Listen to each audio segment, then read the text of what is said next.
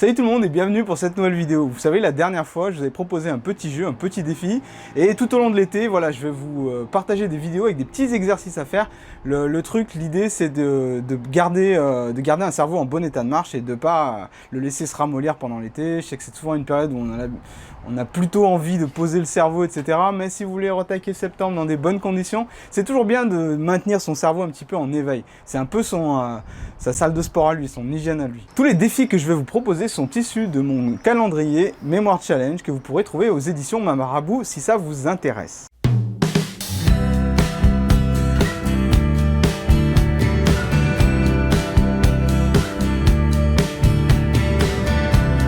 Alors la dernière fois, on avait vu l'effet Einstellung qui est que quand vous bloquez trop longtemps sur un problème, vous avez tendance à ne pas voir la solution même si elle est devant vous.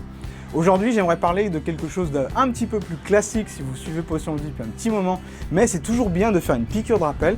Je veux parler de la mémoire visuelle. Et ça tombe bien parce que j'ai appris une nouvelle information sur la mémoire visuelle.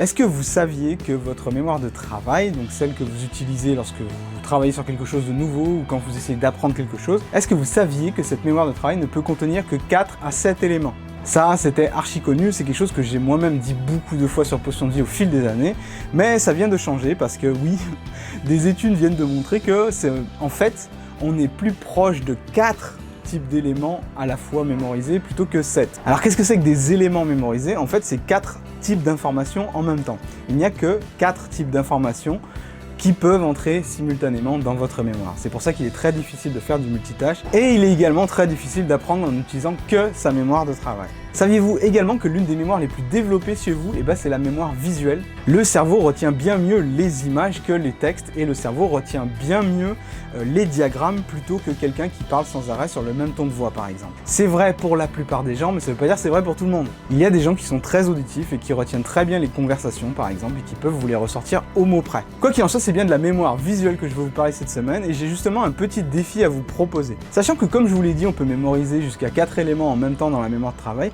j'aimerais vous faire porter cette limite un petit peu plus loin et vous lancer un petit défi. Je vais vous présenter une série d'objets pendant quelques secondes. Cette série d'objets, vous allez tenter de la mémoriser. Vous allez tenter de mémoriser tous les éléments.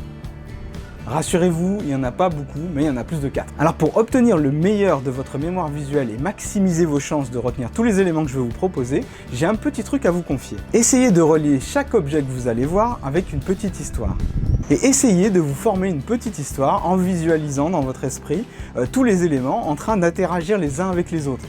Comme si c'était une grande fête ou comme si c'était une histoire qui s'enchaînait. Alors même si c'est hyper absurde ce que vous allez créer comme histoire mentale, sachez que ça marche totalement bien et c'est justement parce que c'est absurde, loufoque ou drôle que votre mémoire visuelle, votre mémoire va beaucoup mieux fonctionner. Si vous avez mon livre déjà Booster votre mémoire ou si vous suivez mes techniques depuis un petit moment, vous êtes déjà au courant de cette technique. Auquel cas, je vous demanderai de faire cet exercice en 10 secondes seulement. Attention, évidemment, c'est pas la peine de tricher, ne mettez pas pause, essayez de jouer le jeu et de retenir dans un temps minimum tous ces éléments que vous allez voir.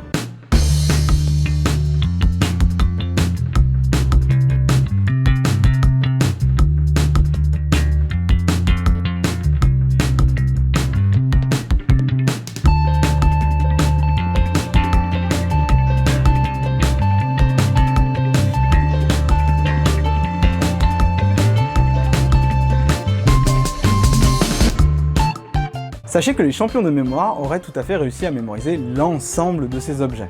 Mais vous, combien avez-vous fait? Quel est votre score? Combien d'éléments avez-vous réussi à mémoriser visuellement? Si vous en avez mémorisé plus de 4, alors bravo, vous êtes déjà au-dessus de la moyenne. Si vous en avez loupé beaucoup, ce n'est pas bien grave parce que je vous ai mis un petit peu la pression en vous parlant de temps chronométré.